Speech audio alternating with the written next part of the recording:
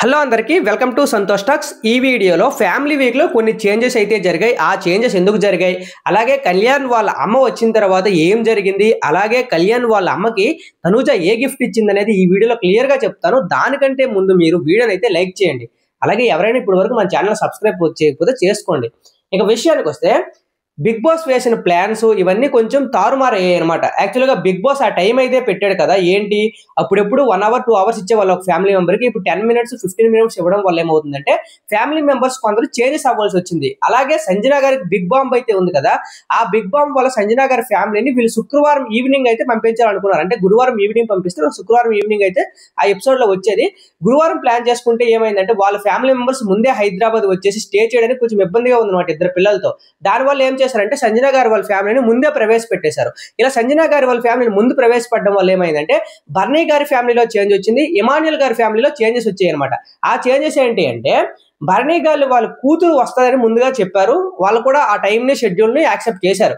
కానీ ఈ సంజన గారి ఫ్యామిలీ రావడం వల్ల ఏమైపోయిందంటే బర్నీ గారు వాళ్ళ కూతురు అయితే అవైలబుల్గా లేకపోవడం వల్ల తన కొడుకు వస్తున్నారని మనకైతే అప్డేట్ వచ్చిందనమాట. ఇంకా తన కొడుకు ఎవరు ఏంటి అనేది మనకు తెలియదు. కొడుకు వస్తున్నారు బర్నీ గారి తరపున హౌస్లో కన్న విషయం మనకైతే క్లారిటీ వచ్చింది.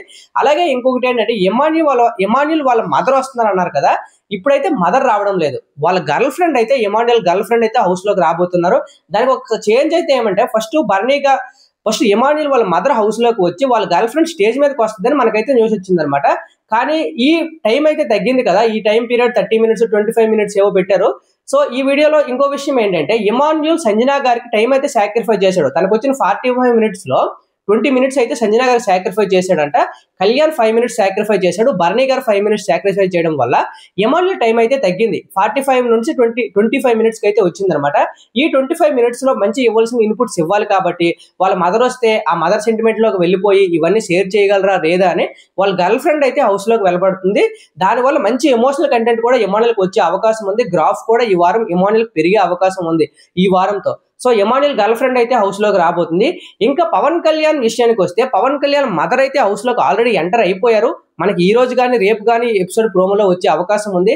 సో ఆ ఎపిసోడ్ లో ఏం జరిగింది అంటే కళ్యాణ్ వాళ్ళ మదర్ చాలా ఎమోషనల్ అయ్యారంట. ఈవెన్ పవన్ కళ్యాణ్ కూడా ఎమోషనల్ అయ్యాడంట. సో పవన్ కళ్యాణ్ తనూజ ఏం చేసిందంటే వాళ్ళ మదర్కి ఒక గిఫ్ట్ ఇచ్చిందంట. అది ఏంటంటే చీర గిఫ్ట్ ఇచ్చి బ్లెస్సింగ్స్ అయితే తీసుకుందంట.